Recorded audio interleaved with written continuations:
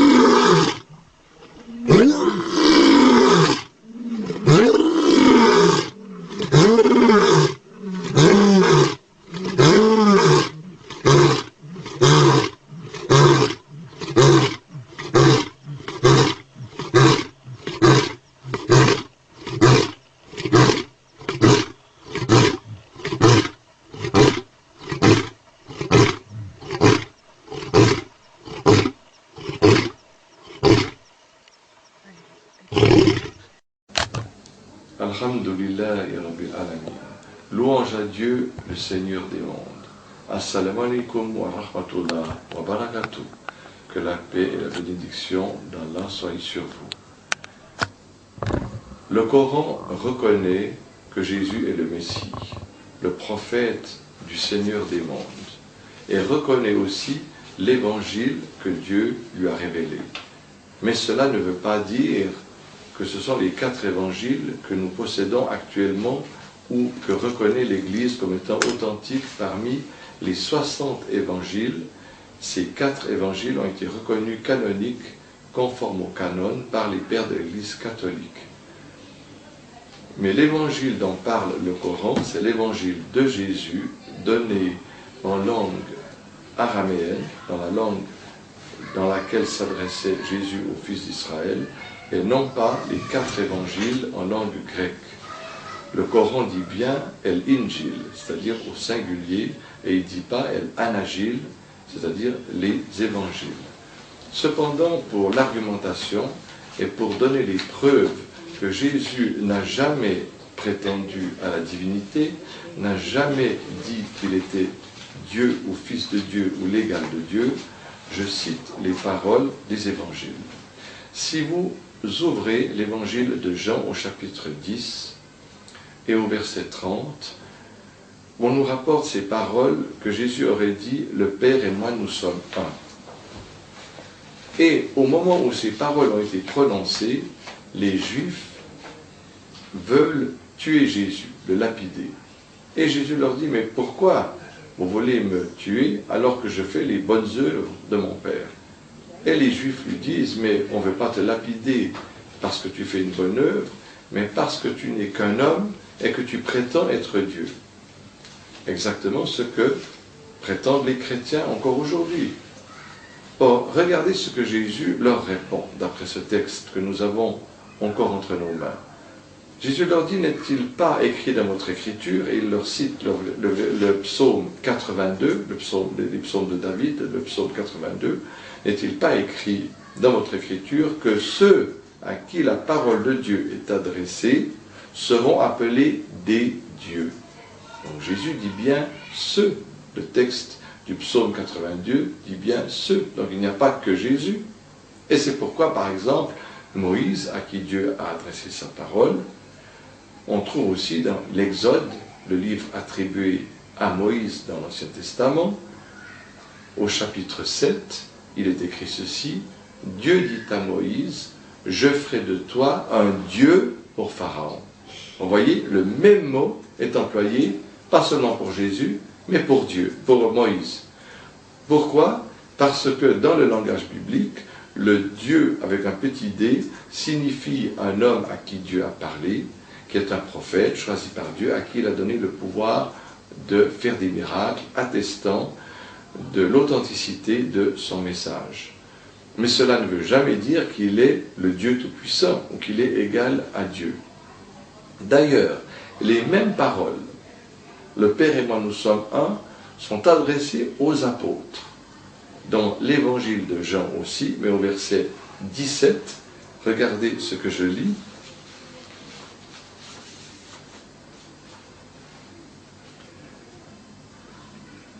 Chapitre 17, versets 21 à 23, afin que tous ne soient qu'un, comme toi, ô mon Père, tu es en moi et moi je suis en toi, qu'eux aussi soient en nous, afin que le monde croie que c'est toi qui m'as envoyé.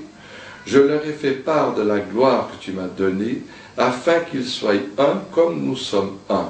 Je suis en eux et tu es en moi, afin qu'ils soient perfectionnés dans l'unité. Vous voyez que cela ne signifie pas du tout que les apôtres sont aussi Dieu. Et cela va beaucoup plus loin, parce que même pour les gens de Thessalonique qui ont cru en Jésus, Jésus dit exactement la même chose. Regardez ce qu'il est écrit dans la première épître de Jean.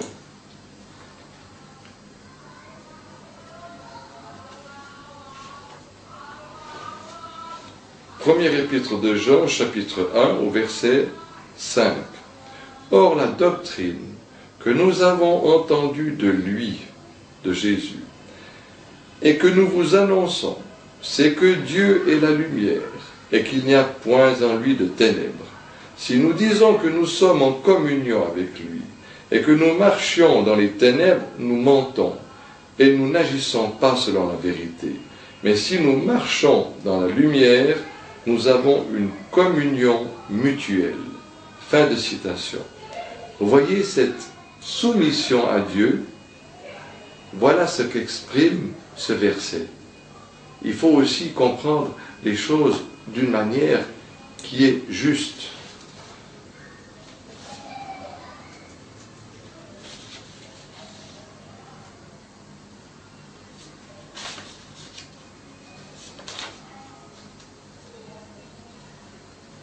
Regardez, aussi dans l'évangile de Luc, au chapitre 22, nous lisons ceci, qu'un seul connaît le Père, c'est-à-dire Dieu, le Fils, c'est-à-dire Jésus. Et lorsque dans l'évangile de Matthieu, lorsque dans l'évangile de Marc 13, on vient demander à Jésus quand est-ce que viendra l'heure dernière, qu'est-ce que Jésus répond? Le Père connaît cette heure, mais le Fils ne la connaît pas. Vous voyez? Donc si Jésus était vraiment Dieu selon l'Esprit, comme le disent les chrétiens, il aurait connu ce que Dieu connaît, mais il n'a pas connu tout ce que Dieu connaît, puisqu'il n'a pas connu l'heure dernière. Et c'est exactement ce que Dieu a dit dans le Coran, dans les derniers versets de la sourate La table servie. Dieu questionne Jésus le jour du jugement et lui dit, est-ce toi, ô Jésus, qui a dit aux hommes, prenez moi et ma mère comme deux divinités en dessous de Dieu? Et Jésus répond, voilà les vraies paroles de Jésus que Dieu nous rapporte dans son livre, et Jésus répond, il ne m'appartient pas de dire ce que je n'ai pas le droit de dire, je leur ai seulement ordonné une seule parole, adorer Dieu, mon Seigneur et votre Seigneur. Toi, ô Dieu, tu connais ce qui est en moi, mais moi je ne connais pas ce qui est en toi. Vous voyez? Donc là nous avons les véritables paroles de Jésus, et aussi confirmé dans la Bible que le Fils ne connaît pas tout ce que le Père connaît, mais il n'a connu que ce que Dieu a voulu lui faire connaître. La preuve, il n'a pas connu l'heure. Il y a encore une autre preuve évidente. Alors ça c'est dans l'évangile de Matthieu au chapitre 20. La mère des deux fils de Zébédée vient vers Jésus, se prosterne devant lui et lui dit « Oh Jésus, accorde-moi que mes deux fils soient dans ton paradis. » Et qu'est-ce que Jésus lui répond? « Il ne m'appartient pas de leur accorder cela, car cela ne sera qu'accordé qu'à ceux que mon Père l'a destiné. » Autre preuve que si Jésus était Dieu, il aurait eu ce pouvoir d'accorder cette chose-là, mais ce pouvoir ne revenait qu'à Dieu. Donc, ces deux preuves qui ne concernent pas la nature humaine de Jésus, car vous savez que pour l'Église catholique, quand on leur dit que Jésus a eu faim, que Jésus a été fatigué, etc., donc ils vous disent toujours qu'il était homme selon la nature, mais esprit selon Dieu. Mais l'esprit connaît toutes choses, n'est-ce pas? L'esprit, ce n'est pas le corps. Aussi, autre preuve de cela, lorsque dans l'évangile de Marc, au chapitre 11, Jésus éprouve la faim, il se dirige avec ses disciples, il quitte Béthanie, il se dirige avec ses disciples au loin, car il voit un figuier. Il a pensé que c'était la saison des figues. Il s'approche près du figuier, mais celui-ci ne portait pas de figues, car ce n'était pas la saison. Or Jésus n'a pas connu la saison des figues, d'après l'évangile de Marc au chapitre 11. Autre preuve que Jésus n'est pas Dieu, car Jésus n'a pas connu la saison des figues, mais Dieu connaît toutes choses. Vous voyez? La dernière preuve, aussi extraordinaire, les disciples viennent près de Jésus et lui disent « Bon maître, pourquoi m'appelles-tu bon ?» Jésus dit « Pourquoi m'appelles-tu bon ?» Jésus n'accepte pas qu'on l'appelle bon. Il lui dit « Il y a un seul bon, c'est Dieu. » Vous voyez? Donc si Jésus était vraiment Dieu, il n'aurait pas pu ne pas accepter cette qualité, car si vous dites à Dieu, ô mon Dieu, toi le créateur des cieux et de la terre, toi qui es le généreux, Dieu ne va pas dire non, c'est pas moi, c'est un autre. Donc si Jésus vraiment était Dieu, il n'aurait jamais osé refuser ça. Mais il l'a refusé parce qu'il savait bien que Dieu seul est bon et que toutes les qualités qu'il avait ne lui venaient que de son Seigneur. Voyez donc la preuve éclatante.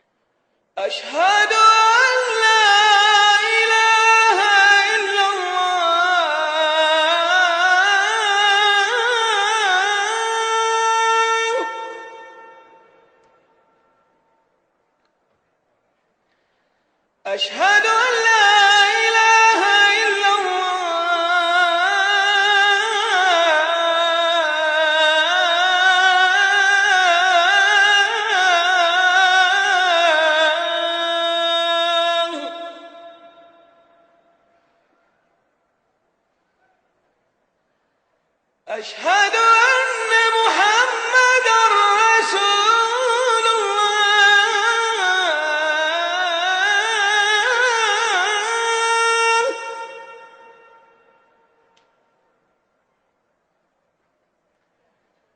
أشهد أن محمدًا رسول الله.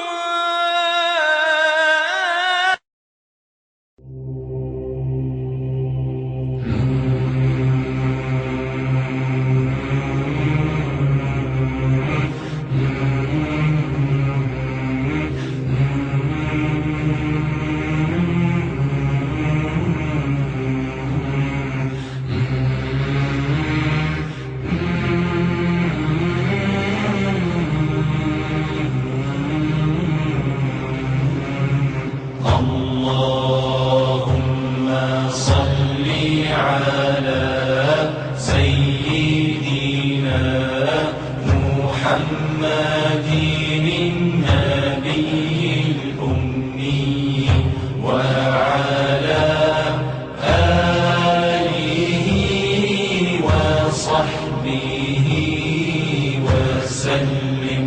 اللهم صل على سيدنا محمد النبي الأمي وعلى آله وصحبه وسلم. اللهم صل على سيدنا محمد النبي الأمي وعلى آله وصحبه. ربنا لا تؤاخذنا إن نسينا أو أخطأنا والله أعلم.